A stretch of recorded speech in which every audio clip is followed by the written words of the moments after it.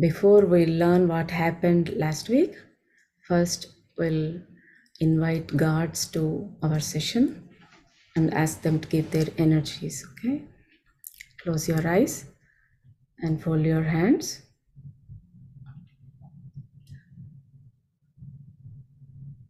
Om Ganeshaya Namaha. Om Saraswati Namaha. Om Shri Gurubhyo Namaha. Please repeat after me. Sri Rama Rama Rameti Rame Rame Manorame Sahasranama Tattulyam Ramanama Varanane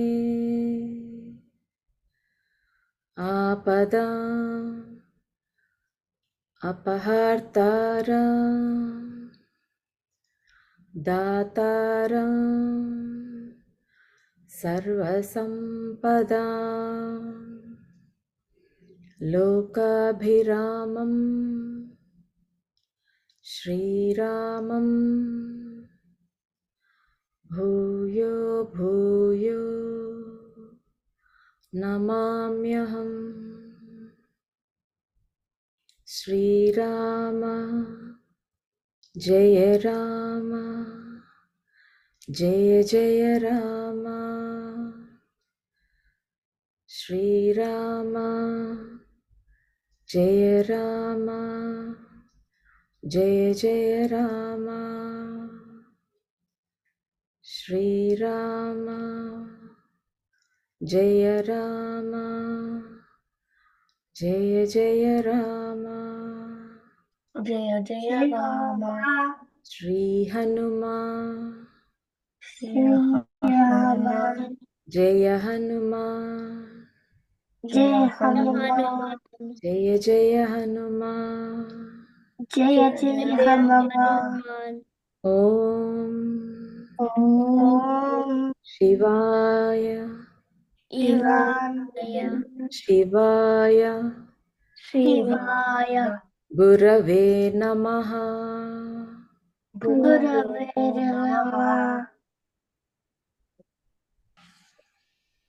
So, last week we have learned about Vishwamitra, how he got enlightened, how he became Brahmarshi by doing tapasu. That means penance for thousands of years, at least 7,000 to 8,000 years. He did that severe tapasu to get to Brahmarshi stage. So, if we have to do that, how much is our life, our lifespan? For this era, it's only up to 100 years, but we are not even living 100 years completely. So we have to take many, many lives, many births. It takes so many lifetimes for us to reach to that level. In Treta Yuga, they have thousands of years of lifetime, but we don't have that much time. So within this small span, we have to be determined to get better, and we have to improve our qualities. We have to conquer, overcome our inner enemies. So we have to try, like Vishwamitra, never give up, and so much determination. Okay, even in your studies also, you have to do that, and we have to become a better person. We have to improve our qualities, always be in the present moment. After that, Rama, they all went to Mithila. There, King Janaka, he led Rama to see that Lord Shiva's bow, right? So Rama effortlessly picked up the bow and bent in order to string it. While he was doing that, he broke the bow. it was like the bow was not equal to his strength. Rama was more stronger than that bow. When he breaks the bow, it made thunderous noise. So everyone was fainted. All the soldiers, other court members, Janaka Raja's court members, they all fainted except Vishwamitra, Janaka, Rama, Lakshmana. Only some of the people, Sita, they didn't get faint, but all the others, they got fainted. So that sound was so loud. So everybody was in big shock actually. Janaka was he got happy because at last someone who is capable of lifting the bow. He found someone who deserves Sita. Like Sita is a special one. She came from earth, so he wanted to give her to someone special. So Rama is that special person. After the bow was broken, King Janaka invited Rama to marry Sita. He summoned his ministers and said, "Go at once to Ayodhya and report all that happened here and request King Dasaratha, Rama's father, to come here to Mithila and receive Sita as his daughter-in-law." So the king's representatives set off for Ayodhya on fastest horses. Then that time they didn't have any flights or anything, so they had to travel by horses only. It took 3 days for them to reach Ayodhya, and they informed Dasaratha about what happened. So the news reached Ayodhya. So everybody, Dasaratha was so happy, and he consulted all his priests and counselors and set off for Mithila with his wives, priests, ministers, and some of the people accompanied them. And they took so much jewels, riches, so many things, because they have to travel for a few days to reach Mithila. They go by chariots. As he is a king, Dasaratha goes by chariot. So it will take at least 5 days for them to reach there. So they have to carry many things. King Janaka welcomed them very affectionately. Janaka, Dasaratha, they all sat and discussed about wedding date and when to perform the wedding and everything. So they are consulting their priests and deciding about all the arrangements. Janaka requested Dasaratha to accept his other daughter, Urmila. Sita has a sister. She is Urmila.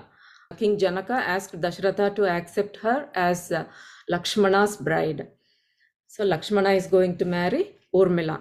Then Vishwamitra suggested, Janaka's brother has 2 daughters too, Mandavi and Sruthakeerthi.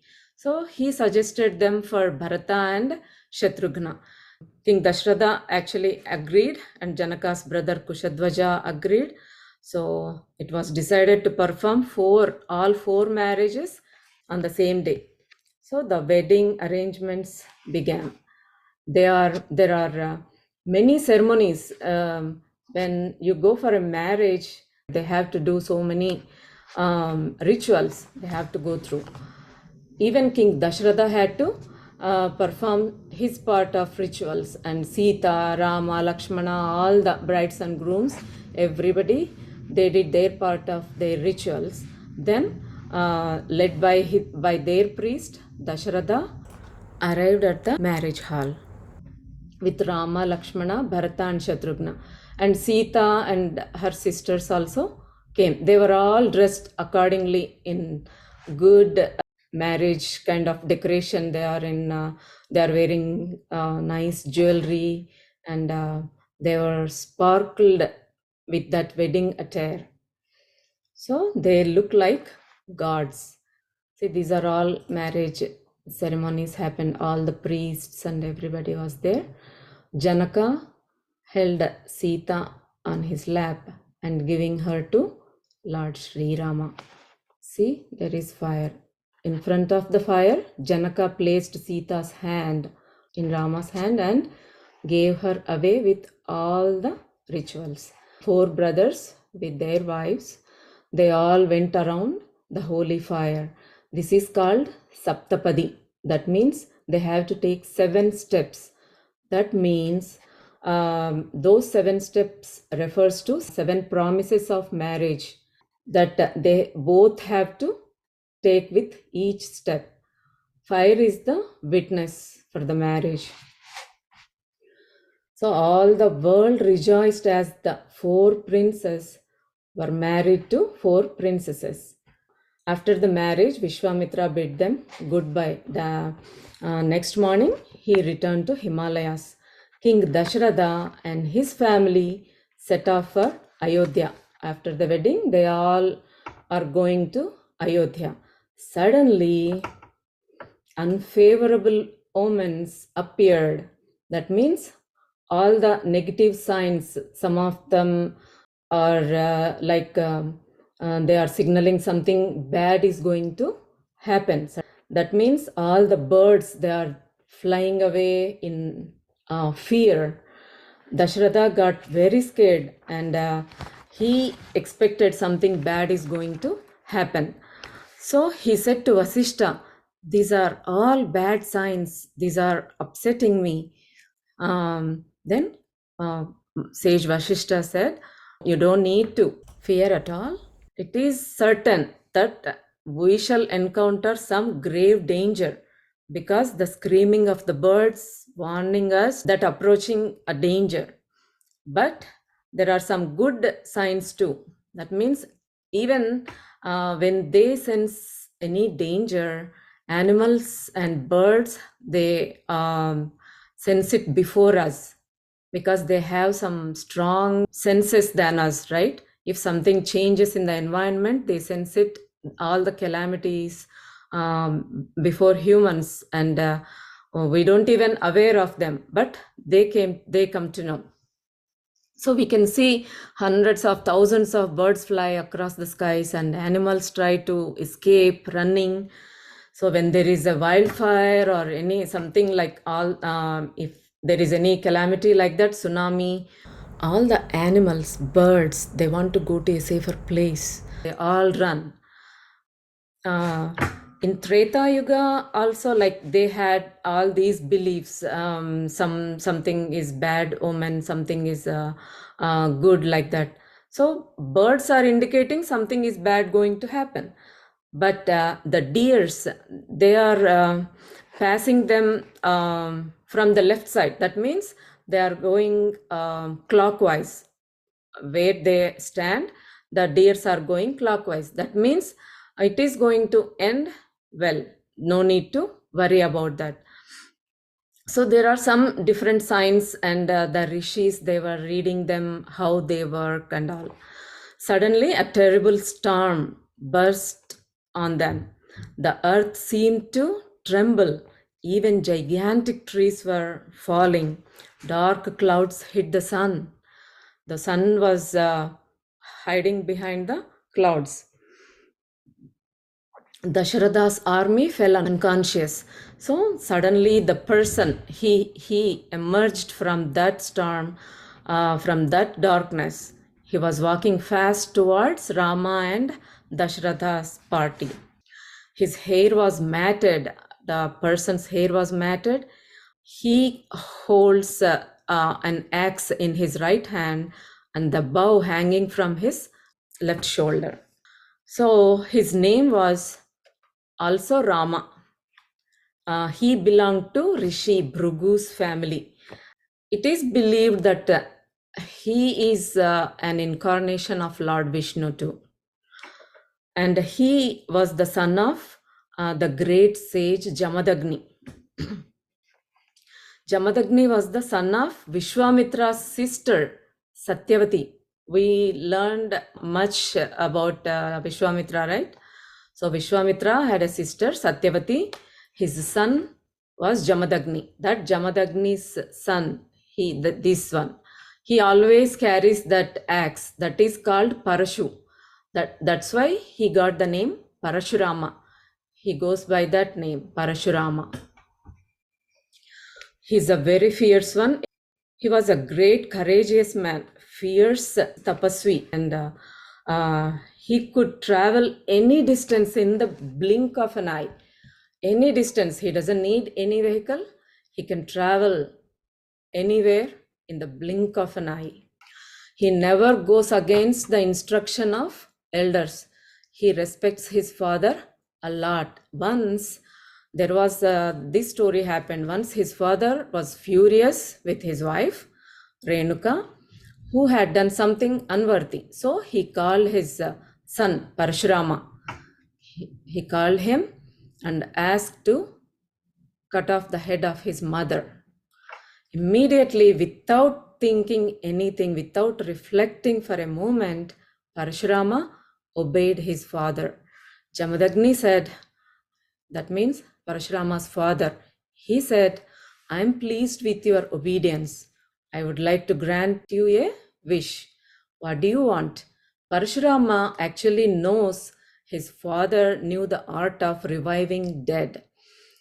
He can bring back the dead people to life. That's why immediately he obeyed what his father asked him. But his father, actually, he was testing how obedient he was. Parasurama passed his test. That's why he wants to grant him a wish.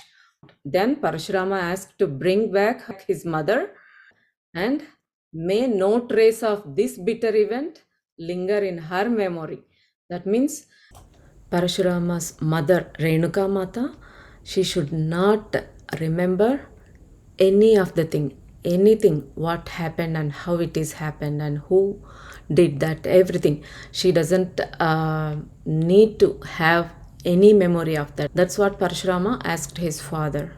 Then Jamadagni said, so be it. So Renuka came back to life immediately here. She came back to life. Around that time of the events, the earth was overcrowded with Kshatriyas on those days. So they all formed small groups and they were always fighting with one another. They were arrogant and they are treating the people very badly. So all the people around the earth, they were very angry about these Kshatriyas and kings. And during that time, once the king, his name is Kartavirya he killed Parasurama's father, Jamadagni. Parasurama raged with anger because Kartavirya killed his father. So he raged and he promised to exterminate all the Kshatriya race. That's why he went around the globe, went around the earth 21 times on his mission and killed all the Kshatriyas with his axe. So many Kshatriyas were killed by Parasurama. Many kings, they ran away with fear. Parasurama then performed a sacrifice and he gifted the entire earth to sage Kashyapa because he killed all the Kshatriyas, all the kings, and then he got the earth for himself. He conquered the earth. Then he did a big sacrifice, the big yaga, and then he gave away whatever he earned. He gave away all the earth, whatever he got, he gave it to sage Kashyapa. He then returned to Mahendra, engaged in his tapas. So that was Parasurama's story. Now let's come back to Dasaratha's story. When Dasaratha himself Kshatriya, he was also Kshatriya. That means kings are the race of Kshatriyas. He saw this quick-tempered Parasurama and he was in panic. Dasaratha, he was so much in fear and he was worried if Parasurama is going to kill Rama. Dasaratha was thinking like, is Parasurama still enraged with Kshatriyas? Shaking and thinking about Parasurama maybe he's still killing Kshatriyas, he was thinking in his mind. He managed to greet Parasurama with smile, and then he made respectful inquiries. Parasurama didn't even throw a glance at him. He didn't even see him. His face was very angry. He said to Rama, Rama, I have heard of your courage. It seems you broke Shiva Danush in Janaka's court. That's truly a great feat you did. Look at this Vishnu Danush I have. He was also carrying a Danush, right? This one. This is called Vishnu Danush. Actually, Shiva Danush and Vishnu Danush, they were both made by Vishwakarma. He made all both bows, and he gave one of his bow to Shiva, and it came to be known as Shiva Danush. The other one he gave to Vishnu, Lord Vishnu, to be known as Vishnu Danush. So Vishnu gave this bow to Parshurama's grandfather. Since then, it was been in the keeping of his family. He challenged Rama to take that Vishnu bow and asked him to fix an arrow. Then only he was ready to agree. Rama was really powerful. Rama heard all those things, whatever Parashurama said. Then the arrogance, the provocative tone, the challenge, all made Rama very angry. But yet he thought it would be disrespectful to exhibit his anger before his father. So he spoke in a gentle tone, expressed his feelings like he was saying to Parashurama, you speak to me as though I am powerless and without courage. Now witness my glory and my power. At once he took the bow from Parashurama's hand and he fixed an arrow, and then he aimed that arrow directly to Parashurama. And then Rama said, oh Parashurama, you are the grandson of the sister of my guru, Vishwamitra. So with that respect, I cannot kill you. I cannot kill anyone who related to my guru. We all know Vishwamitra taught many things to Rama, and Vishwamitra was Rama's guru. So Rama offered him two choices. This divine arrow of Vishnu bow never goes without hit its target. So tell me, shall I destroy all the punya, which is good karma, whatever he earned by his spiritual power, or shall I take your power away of traveling like lightning? Then Parshurama, he said, please forgive me. Now I overcome my arrogance. And he said, I am now cured of my arrogance, and I am agreeing that you are the great master of this bow. So he wished him good luck and said, I cannot surrender my power of traveling to your arrow. The reason is I have to go to Mahendra giri because long ago I gifted this land to sage Kashyapa. I have vowed that I would not spend a night in the territory I had given away. So in a moment I have to get back in the Mahendragiri mountains where I perform tapas. So please take away my spiritual power, but I want to keep the power of traveling like lightning. So Rama shot the arrow. Parashurama lost the power of his tapas. Parashurama walked around Rama and said, now I realized that you are Lord Vishnu. And then he returned. And then he went back to Mahendragiri. Now these mountains are in Odisha. That means Orissa. It was previously called Orissa. In that state in India, it is said Parashurama is still living in these mountains because Parashurama is one of the immortals.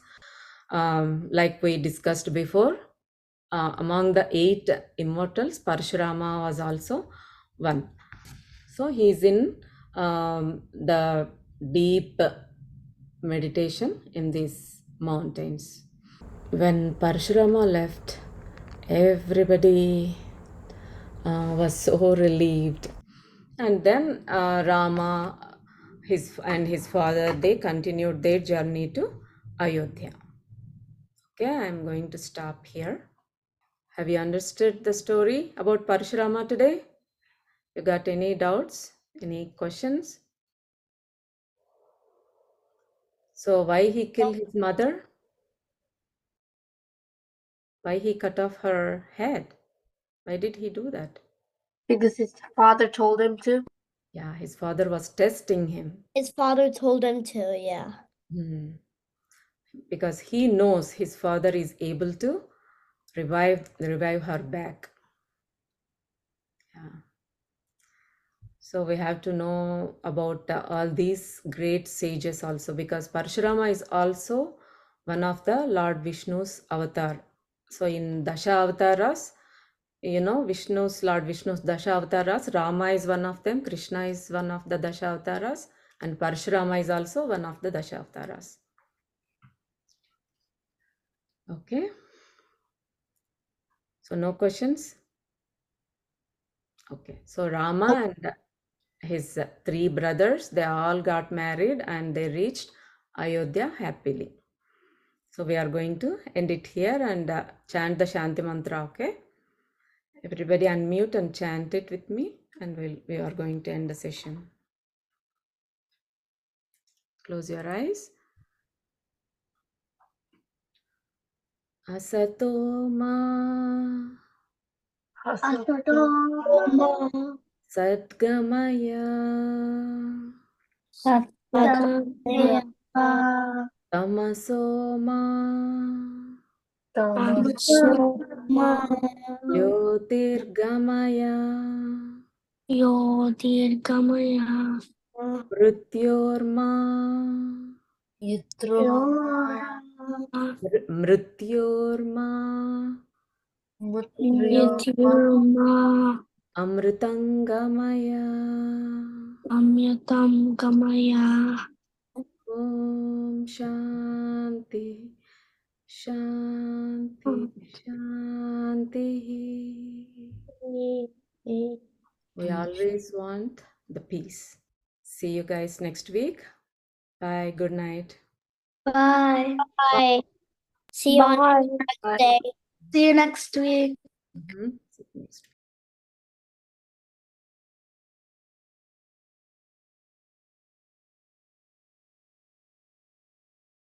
Ayodhya. Okay, I'm going to stop here. Okay. So, have you understood the story about Parashurama today? You got any doubts? Any questions? So, why he killed his mother? Why he cut off her head? Why did he do that? Because his father told him to. Yeah, his father was testing him. His father told him to, yeah. Because he knows his father is able to revive her back. Yeah. So we have to know about all these great sages also, because Parashurama is also one of the Lord Vishnu's avatar. So in Dasha avatars, Lord Vishnu's Dasha avatars, Rama is one of them, Krishna is one of the Dasha avatars, and Parashurama is also one of the Dasha avatars. Okay. So no questions? Okay. So Rama and his 3 brothers, they all got married and they reached Ayodhya happily. So we are going to end it here and chant the Shanti mantra, okay? Everybody unmute and chant it with me, and we are going to end the session. Close your eyes. Asato ma Asatoma Sadgamaya. Sathrujna. Tamasoma. Parasurama. Jyotirgamaya. Yodirgamaya. Mrityorma. Mrityorma. Nityurma. Amritangamaya. Amyatam gamaya. Om Shanti. Shanti. Shanti. We always want the peace. That means Shanti. Shanti means peace. Nothing on you. Let me go home. Okay. See you guys next week. Bye. Good night. Bye. Bye. See you on next day. See you next week. See you next week.